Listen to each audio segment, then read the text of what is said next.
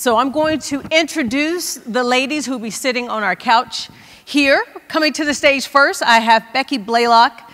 She is a managing partner at Advisory Capital. She was the highest ranking woman at Southern Company at the CIO at one time and was named CIO of the Year by Energy Biz Magazine. Give it up for Becky. Next, we've got Sheila Boyington. She is the founder and president of Thinking Media, an education-based program focused on STEM. She is also on the National Board of STEM Connector and the Million Women's Mentor Movement. Here's Sheila. Next, we have Trisha Dempsey. She is the CEO of Agile Technologies and IT, there we go, I'm thinking AT&T, an IT staffing company. It has been one of the fastest growing by Inc. magazine. And next we have Beth Shiroshi. She is the president of AT&T Georgia. She is responsible for the company's government relations, including public policy.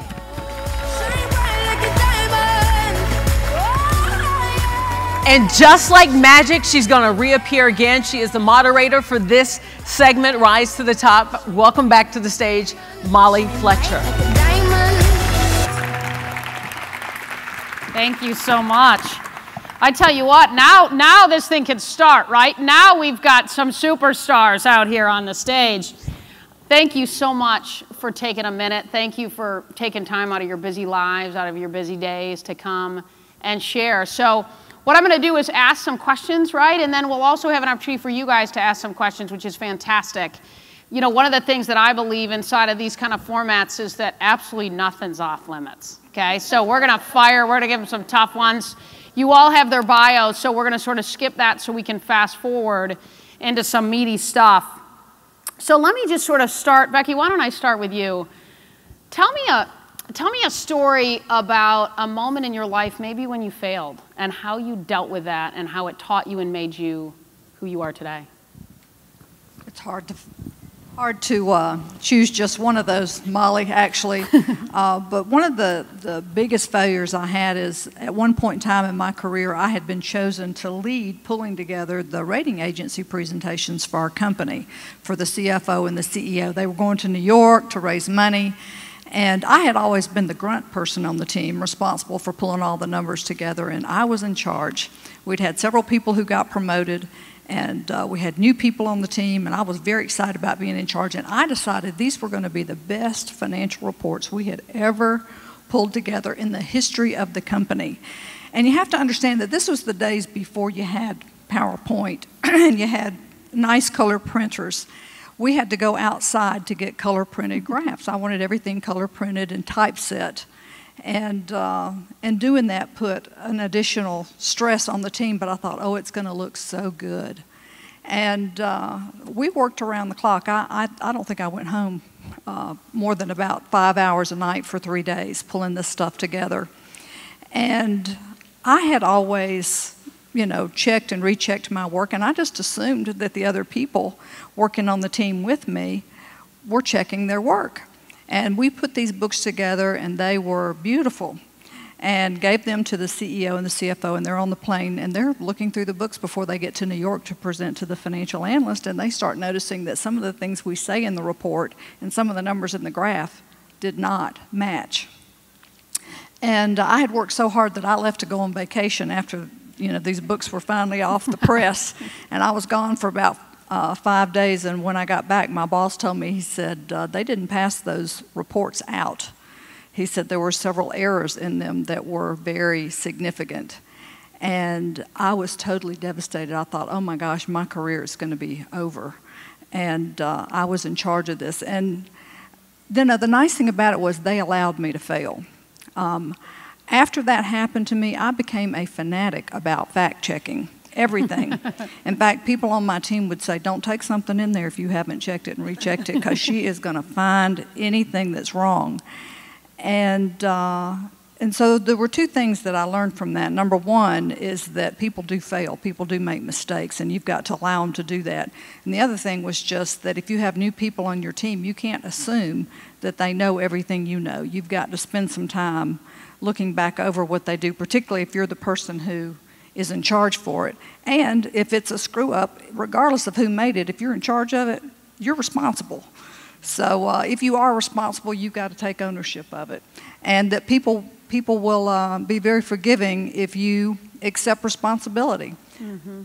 Mm-hmm. So while it was very painful, and what's interesting is the CFO lives down the street from me now, and I just moved 4 years ago, and I told him, I keep a copy of that report on my desk. And I said, he was walking down the street one day, I said, I got to go get something, and I want you to see this. I said, do you remember when this happened? He didn't even remember it happening. But things like that, those failures are sometimes the greatest growth experiences that we have, and they teach you great lessons that make you a better leader down the road. Sure, that's a great story. And trust me, ladies, Becky had made a lot of mistakes, right? So we got one out of her, which is great. Sheila, any examples from your experience from a work perspective where you failed and what that taught you, how that made you better? Yeah, sure. So, I think I've been fairly blessed in my life. I was trying to think about this when we had this little conversation, but I think one of the things that, we have an educational curriculum company, and we were subject to a lot of government bids. And so we were, constantly trying to put the best effort, when you talked about this morning, and particularly Debbie talked about, just doing everything the best you can. I mean, we would just always really try to produce fantastic proposals and really work with them. And I don't know if it's a failure, but, we were never working the political angles. And unfortunately in this country, you got to work both angles to kind of get ahead. Probably all of these women here can attest to that, you can be really excellent at your job, but you still got to play the politics, so to speak. And we weren't really that good at that. I'm an engineer by training. I was not really raised in a business environment. I was going at business like an engineer, looking at it, evaluating the data, and moving forward. And so I continued to, continue to bid the projects in that way. And we really started to lose some not because our product wasn't the best, but because we weren't playing those political games, and our competitors were. And I'm not going to say that I started necessarily playing political games, but I started to get really much more strategic and smarter about, how to really present what we were doing.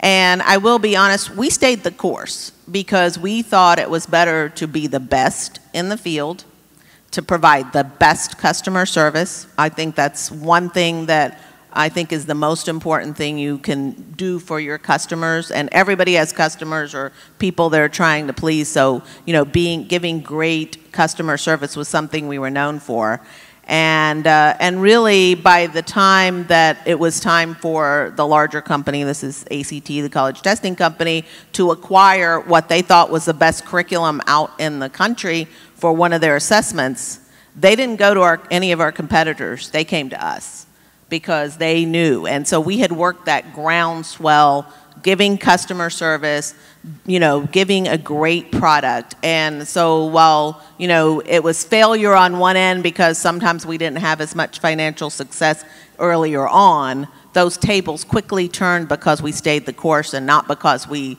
necessarily changed to what we thought might get us the quick win. Mm-hmm. So that was. And what's cool about what you're both saying to me is that so much of what drives us in life are relationships. And here Becky's now living next door to somebody that she submitted a proposal to. And our relationships in our lives will always come back to us. And so cultivating those relationships, creating that groundswell, that connection with the people that we want to support and serve. Maybe we serve them now, maybe we support them now, it may be 20 years. But standing up and building the right kinds of relationships consistently is great examples of that, certainly. Beth, tell me a little bit about your philosophy on mentorship and sponsorship. We have a lot of young people in the room, right? People that obviously have women and men probably that they look up to and that can support them. Tell me a little bit about your philosophy on that. Yeah, thanks so much. And it's great to be here. This is such a great crowd. You know, I think that for me, I've been so blessed to have many people along the way that, whether it was a formal mentorship or just advice along the way. So I think all of that wraps into kind of an approach. And as I think about what can I do to help encourage others and share what I've learned, for me, I look at it in a lot of different ways. Some is just real-time feedback when something happens. It doesn't have to be big and formal. It can just be a presentation and then me saying back to someone, this was really great, and this is what I would have loved to have heard as well. All the way to a very formal relationship. And some of those, for me, have worked best when I really have worked with the person in a context where we have a shared understanding of some knowledge or some way to build that common ground. I am a huge introvert by just nature, and so that's an interesting thing to experience, especially in leadership roles, and so that helps me to connect and find common ground with people. And what I've found through both the mentors that I've had and people that I've worked with is when that happens and there's a basis of respect based on the product, on the performance, then it lives forever. I still have people now that I worked with 15 years ago that I'll go back to and ask their advice when I'm kind of trying to test out an idea, and the same goes both ways. So that's just a little bit about kind of my approach, but there's many, and I think one thing that is really important to recognize is it comes in lots of different shapes and forms, and not one size works for everybody. It was fun too when we were talking earlier with Deb's story, and Becky and I were talking too, is that the mentee sort of drives that relationship, would you say? And so it's the young person's responsibility, I think, in many ways, sort of drive that connection, to add that value, and to stay in front of the person that they think can help them. Right, absolutely. And I love to say to people too, you know, sign up for projects, not just can I get your advice, but can I work on something that you need help with so that you can learn from that process as well. Tricia, who mentored you, and who do you mentor, and what is your philosophy on that process? Yeah, I think it starts with my dad. Does it start with y'all's dads in a lot of cases? I think it started with my dad, then with my coaches. I played basketball and softball all through high school and college, and always seeked out coaching and mentoring, always. Even to this day, I was in a monthly business review with my team last month, and we were talking about being coachable. And one of my employees said, one of the things I respect most about Trish is she's had a coach every year that I've ever worked here. I actually have two, one for finance because I'm terrible. Becky would be appalled if she saw my presentations and my financials. But I've got an amazing coach and amazing support staff in that area. And the second is just more of a professional, personal coach who's kind of walking me through my life decisions around my business or my personal life, what I'm going to do with my daughter this summer while I'm trying to do major projects. So I think the first thing that I would advise is to be somebody who's coachable. And I think that when you as a leader model back to people that you still are trying to learn and coach and be coached, you tend to encourage people to be coachable themselves. And so then I think about people that I've mentored, and I'm kind of like Beth. It happens all day long, every day, in every conversation with everyone that I meet. And I generally have a philosophy around something that's a core value of our company called advocacy, meaning I'm going to create a relationship and a partnership with you where we care about each other's success. And that's the way I approach every relationship that I have. So I'm always thinking when I meet somebody, how can I help them, or what can I do for them?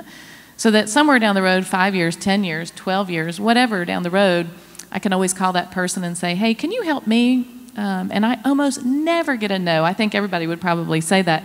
You really don't get a no when you ask people for help a lot of times. So I'd say be coachable, and then look for opportunities in everyday small things and ways to help and mentor and give back to others. And I would say this too, for a lot of you that are younger, is that some of the people that mentor me every day are like 24 years old. So, you know, my marketing person and I were having a dinner last night after work, and some of the things that she shared with me about things that she had learned at different conferences, I was like, wow, amazing, let's do it. So remember that you have a ton to offer even where you are in your career at this point too, especially around technology, social media, things that we didn't grow up with. Right, and Tricia said, you know, most people will say yes, and I think that's true, and you will get no's at times in our lives, but You know, to me, I think one of the things that I meant to say earlier is that, you know, no is, and you probably, I would assume, you know, is really just sort of another form of feedback. You know what I mean? No is just feedback. And you can take that feedback, hopefully, and build it toward a yes with them or someone else. Beth, tell me a little bit about your, maybe an experience in your life that you were afraid of and how you pushed through that experience and how it made you who you are today. Yeah, that's a great question. Actually, I think I'll tell a little bit about just my career within the company, and maybe not something that I was afraid of in the sense of like shaking in your boots, but kind of just hung over me. And that was, and this is in a spirit of transparency here, as I started to move up in our company and look around, I was in a fairly male-dominated part of the business, and I didn't see many leaders that I felt like I could do it that way. And I don't think I consciously thought about it, but as I look back on my career, I definitely think it put a restraint, that I put a restraint on myself, because I saw a few, you know, directors or executive directors, and I saw how they managed and how they, and it was not ever anything wrong. I just didn't see me doing that. I didn't see that I could have that style or delivery. And so I think I put a cap on myself from fear that I don't want to be that way, so I'm not going to move up. And then I got an opportunity. It wasn't really one that I got to say yes or no to. I got told I was going to do something, right? Sometimes that happens. You get the call, and here's the job, and it's going to be yours. And I remember driving home that day and thinking, I'm about to tell my husband that I got a promotion, and I'm not happy about it. And how's this going to go? And I think that really drove me to try to figure out why. Why was I not happy about this? And that's when it crystallized for me that it was because I wasn't sure how I was going to pull this off.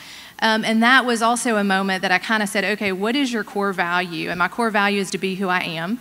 And how am I going to do that and do it with this job? And I didn't do it all in exactly the right way. I learned a lot along the way, but I think through that iterative process of staying, kind of holding on to doing it the way that it worked for me, I broke through that fear, and I started to see that there wasn't just one way to do it. It also made me open my eyes and realize there were a lot of other leaders in the company that I hadn't been watching, that I hadn't been learning from, that were doing it in ways that I could learn from and feel that I could own. So again, it was, I think fear was holding me back until not even, I hate to say, my own choice broke through, but rather the situation, and I decided, okay, this is the moment. You have to do it or leave, and I decided to do it. That's awesome. And we all have so many fears that we push through. Sheila, what's a fear that you really hit head on, and how did it make you better? So anyone that knows me knows I'm not an introvert. I'm an extrovert. And by sort of definition, I'm not afraid of a whole lot, probably some things that are more mundane than they are, you know, taking risks. But as an entrepreneur, obviously, you take a lot of risks. And they appear to be fearful, and I think, you know, my biggest fears are really a lot of times of just feeling responsible for the people that you bring into your company and that you hire and that you're pretty much responsible. We just we're on our 4th company now, and so it's growing again. And, you know, at this juncture in my life where, you know, I am in a great position of that, you know, I don't have to worry about where our next meal is coming from and our kids are raised and all of that, you know, fear of starting over again and building a new company is definitely there. So how am I hitting it head on? I'm doing it right now, I think, in terms of just hiring a new vice president. He's a great Department of Energy Einstein Fellow, but we're moving his whole family from DC to Chattanooga, Tennessee, which is where we're based, with a family and 3 kids. And I'm like, I'm responsible for this guy now, you know? And it's, you know, it's one of those things that, you know, when you have a company, you take on some responsibilities, and it can be scary, and ultimately the revenue and all of those things that go with what our company is pretty much rest right here on my shoulders. And so, you know, there's a fear of making sure that I'm not taking someone's life lightly. And of course, we have several employees, so I feel that same way about all of them. But, you know, particularly taking someone and, you know, transforming their whole life and getting them to move is a big risk. And but I think also a very big believer in there is the ultimate power and there's a plan. And, you know, when you talk about mistakes or other things, you know, I've just never seen any of those things as, you know, mistakes or failures or fear, because I believe that everything that happens to you in life happens for a reason. And a lot of times we can't see what that is, and maybe we don't even ever see what it is. But we know there was a reason. Your pizza story and all that's a great example, right? I mean, you know, there's a reason that you know, landed in that way. And I just feel like that's what we have to do. And I love the thing about you got to be comfortable with who you are. I think that's number one in your life. And you shouldn't really try to get out of your lane. If you're not good at something, I just stay away from those things. I don't try to go and, I mean, I'm not saying don't try to stretch yourself, but don't try to, you know, make yourself fit into a square hole if you're really a round person. You just, it's just not going to work. Right, so. right. Becky, you know, speaking of things, Sheila, right, in the universe and sort of how things happen and that there's a reason, how much of your career was planned, right, and carved out, and how much of it wasn't and it evolved? You know, coming out of college, I looked around me and there were no female vice presidents in my company. I didn't even really see any in the community. And when I think about television, this was the 1970s. The only women I can remember in leadership positions on television were Mary Tyler Moore, who worked in the newsroom, and she ended up marrying her boss, and Miss Kitty, who ran the saloon on Gunsmoke. And probably many of you don't even know who Miss Kitty was. And I think it's very hard to be something you've not seen. And so I was not very strategic about my career. I wanted a job in the business world. I didn't even go to college to major in business. I stumbled upon an internship and had a marketing professor I was doing work for say, you know, you are really good at math. You ought to think about business. And my mother was a stay-at-home mom. My dad was in the Air Force, and I thought, well, I never thought about that, but I took some business courses, and I loved them. And so I thought, well, gosh, when I got my job, maybe one of these days they'll let me lead and supervise a team of people. That was kind of my goal. But then as I went into jobs and I had success and I learned how to do that job, I thought I could do so much more. I always thought I could do so much more if they'd just let me. And it wasn't until I had been working, I guess, about 15 years that I learned to be a little more strategic about what it was that I wanted and not just be a ping pong ball going anywhere. Because after you've been in the workforce for a while, you do tend to get a sense about what it is that you want. But I always, early on, was very good about if somebody came to me and offered me an opportunity, even if I didn't feel like it was a good fit, I would take it. And I will say that I had several friends who I think could have done more in their careers, but they were offered opportunities outside of an area where they had expertise and didn't take them. And I think maybe it's because I was an Air Force brat, we moved around a lot when I was growing up, that I wasn't afraid to do that. And even today, I think I interviewed a lot of people from my book, and very senior women in corporate America, and I asked them, I said, if you had one piece of advice for young people coming into the workforce today, what would it be? And they all said, be willing to take risk, be willing to jump outside your comfort zone. I know that's just the opposite of what you said, but they said, be willing to jump outside your comfort zone and do things that grow you, because we grow the most when we feel personally at risk. You know, Becky, I asked that same question to some people when I was writing a book, and I said sort of, what do you think is the most important thing as a leader to being successful? And Arthur Blank said the most important thing to him was authenticity, to be authentic. I asked Roger Staubach, the former quarterback for the Dallas, Cowboys, I said, what do you think is the most important thing? Authenticity. And I think what all these women would share, and what I hope you can take from today, is that to be authentic and to be who you are and to find your genius so that you can be your best is just fine, and that's perfect, because who you are is who you're supposed to be. And take your authentic self into the world and give and contribute in a way that you can. And I think it's neat to hear what you heard, and to me, authenticity is a word that we say a lot, but I think it's a really important word to hear a lot. So We're going to open it up to questions. I just want to ask one question. Maybe we can just sort of roll the mic through and everybody can share in maybe a minute or less. How do you start and end your day every day? And maybe what are some of the habits that you've instilled in your lives so that you can execute at a high level consistently? I'll be glad to take that. I begin and end my day every single day before I even get out of bed in prayer. And I practice something called ACTS. And I don't know if you're familiar with that or not, but ACTS is you acknowledge the Lord, you confess all the many things that you haven't done right that you should have, and you say thanks for the things that you're very grateful for in your life, and then you seek help and support for the day forward. This morning my prayer was to leave a few nuggets of wisdom, hopefully for our audience here, and then I close out my day in the same way. So similarly, I actually start my day by walking on a treadmill first because I need to take care of this body as I get older. But I also, I'm a Hindu, so, but I also do a prayer, and it's very important to give thanks as well, so that's part of it.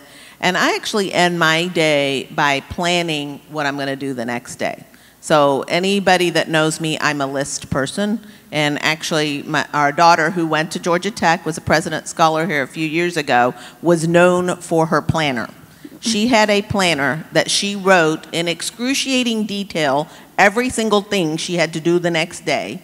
I mean, down to like, I have to put my shoes on. I don't know, it was ridiculous. And she had a specific marker that she could only get in Europe, that highlighter, that she would mark that out.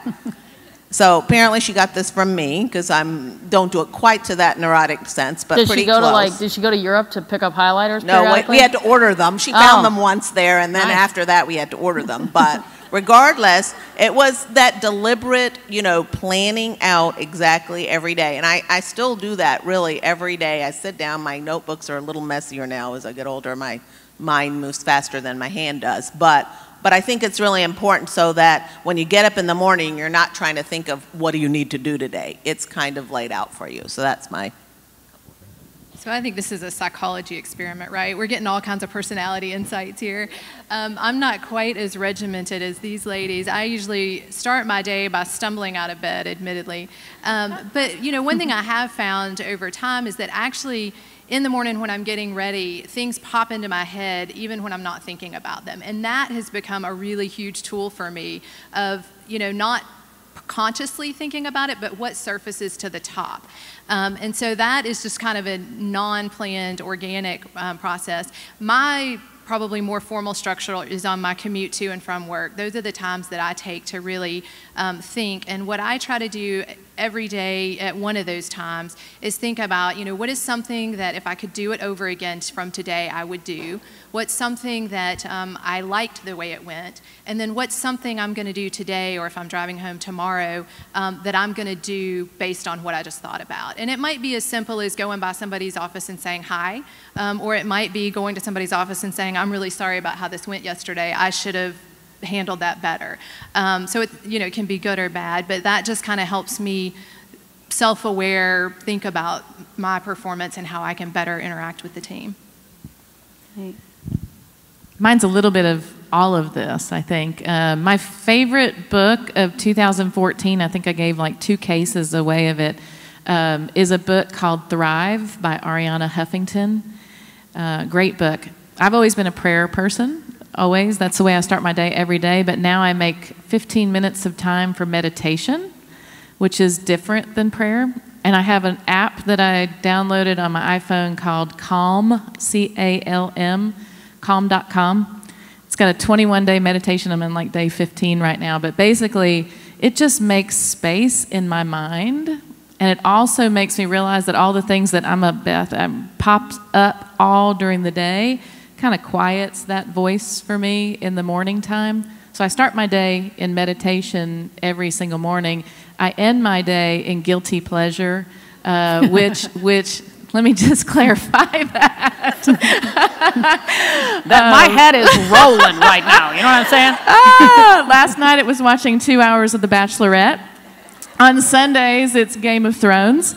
It's always something that is a complete escape from everything that I just faced for the day. So that's kind of my start and end. And you have like green tea, or do you maybe have a cocktail? I like all of the above. Awesome, thank you so much. Do we have, I can go to some questions. Do we have questions? You know, like I said, nothing's off limits, so I would welcome, are they coming in through the iPad, Gorgeous? Coming in through me. There we go. Hey. I have a very, very great questions, and I will read the question, then Molly, you can have the hard job of picking who gets to answer it. I feel like this is a beauty contest. Yeah, well, you're winning. Okay. Thank you again for all your questions. These are some really good questions. Here's a question here. What is your best advice for college students who are soon to be graduating and looking for a job? That's an awesome question. What is your best advice for soon-to-be graduates Pray. and looking for a job? Fake it till you make it. Yeah, read my first book, okay? I mean, that was right there. I mean, you know. That's what I did. I have a piece of advice for you. Adecco, which is a major staffing company in the U.S., did a study last year to determine what was the #1 reason why young people were not hired when they interviewed for jobs coming out of college. And the #1 reason they were not hired was they were dressed inappropriately. Oh, I thought that was, yes, that's a good one. Absolutely stunning. So when you go into an interview, make sure you've done a little homework on how people dress that are in the job that you're applying for, and dress appropriately. They also said people didn't make good eye contact. Can I add handshake to that too? Please have a firm yes. web-to-web handshake as a woman, and not the church handshake. Do the web-to-web firm handshake. I call it the limp fish handshake. Yes, yeah. I can't stand it. Practice with a friend on that handshake. And the other thing is, and this is something I have to practice a lot, is just your posture. Make sure when you go in for an interview that you're sitting up straight, you're making the eye contact, and have that handshake. And don't forget to smile, because a smile makes it look like you're approachable and you'd be somebody fun to work with. And here's another question. Great reply. Here's another question right here. What do you think about maternity leave in the United States? Because we all women in here. I know there's a few guys in here, but... You guys are more corporate, so I think you have that. But I mean, I think as a country, we have to understand the value of parenting. And, you know, we've seen this tremendous tragedy in Charleston. Where are the parents in this, you know? And that's so important. And it's not just women, it's men too, right? The paternity leave, which I think is really becoming interesting.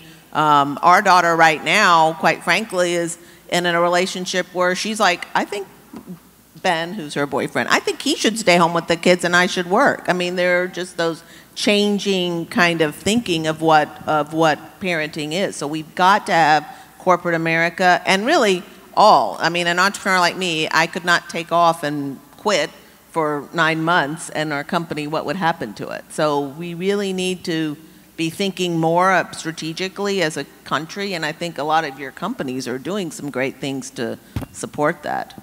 And on that note, this is another really awesome question, and this is very important too for those of you that are going out. What are some tips to overcome the fear of networking, which can be very intimidating when you're in a room, such as today? Hopefully you will use this advice today. Well, you heard this a little bit from some of our panels, but I always tell people go into the situation not thinking about what you need or what you want, but look for what you can do to help the other person that you're talking to, because that's how you end up building the relationship. And Tricia talked a lot about that earlier, and that takes a lot of the fear out of it when you take the focus off of yourself and focus on the other people that are there and what you can learn from them. Yeah, my husband is a complete Georgia Tech introvert. So early in our marriage, we practiced 3 questions when we would go to networking. And so I would make him say, okay, babe, go meet 5 people tonight and get your questions asked. You know, where are you from? What do you hope to get out of today? What do you do for a living? And he practiced that. Now, we've been married 20 years. He's actually a much better networker now, but he was terrified of it. And the other thing, and I think about this in every new situation that I go into, is don't be afraid to say, hi, my name is Trish. What's your name?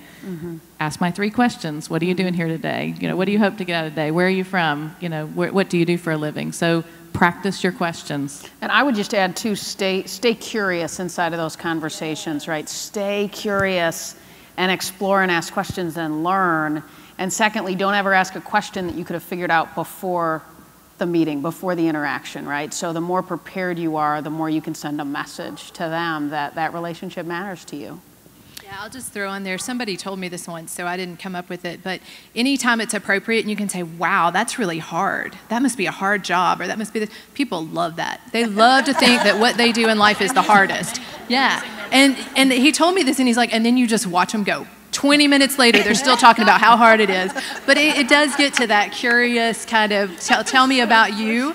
And so it's fascinating how far that will take a conversation. Mm-hmm.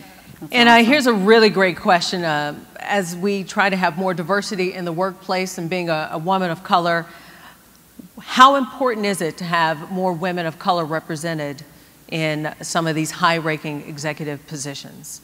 And I'm only speaking on experience being a woman of color and the only female afternoon drive air personality too in Atlanta, Georgia. It's very rare. So how can we improve that and get more diversity? Well, one thing is we've got to start younger by getting more people. And particularly, you know, I think all of us are tech people too. So it's the STEM workforce as well as our leadership. And if you look at the top 500 CEOs, a lot of them do have the STEM backgrounds, if you're familiar with science, technology, engineering, and math, and we're in a great campus for that. You know, women are now 50% of the workforce, but we are only 24% of the STEM workforce. And on top of that, the number of women that are majoring in these careers are actually declining. So we're not doing a good enough job, and I'm not saying that's the only path to getting you to a C-level position, but it certainly is a strong one, because if you look at the top 500 CEOs, about 50% of them have engineering backgrounds, men and women. So it gives you a better chance of it, and you know, because it teaches you problem solving. And when I'm talking about STEM, I think business and all of that, because it's math and all of that type of thing. So there are some great programs that you can get involved in. So I'm just going to give a plug for a national one that I'm working on. It's called Million Women Mentors. You can go to millionwomenmentors.org. We're trying to get 1 million people, men and women, to mentor women and girls in STEM. Everybody here talked about how mentoring was important, but we don't even really know what mentoring's going on in the United States. Does anybody know how many mentors relationships there are? So we're trying to aggregate that, and I'm co-chairing this with the Lieutenant Governor of Iowa, and we've got lots of states involved. So I encourage you to either get mentored or be a mentor, because even at your age, you can be a mentor to younger girls and getting them. And I think, you know, you guys have probably mentored women and others to get them to these C-level positions. Mm-hmm.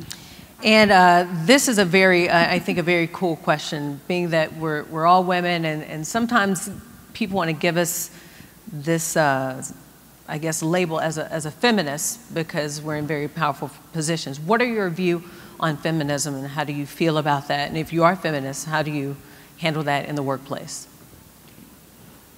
Ooh, that's touchy. Was it touchy? Okay, everybody's like. So I think it's fascinating that this is a touchy question, and you see people stumble over it all the time. I think, you know, Marissa Mayer got asked the question, Sheryl Sandberg does, and everybody struggles with it. And I kind of have just started, when people ask me, to say, well, how do you define feminism?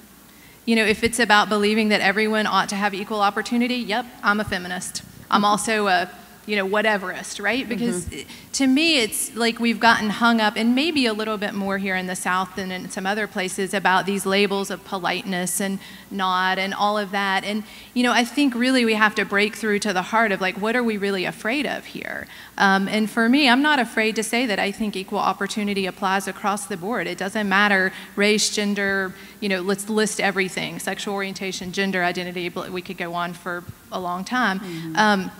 But it is a fascinating question that's become kind of polarizing, and I think maybe we need to walk back and start to question, why is that?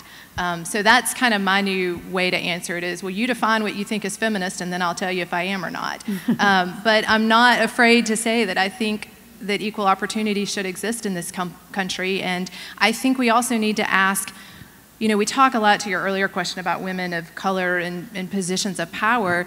You know, everybody agrees with that, right? You're not going to find very many people who would publicly say they don't agree with that. But why is it we're uncomfortable in the process of getting to that? And so let's break down, you know, is it style? Is it really about the fact that I don't talk the way you talk? Is it you know, what are those things that break that down? And starting to give language to that, I think, helps us recognize our unconscious bias.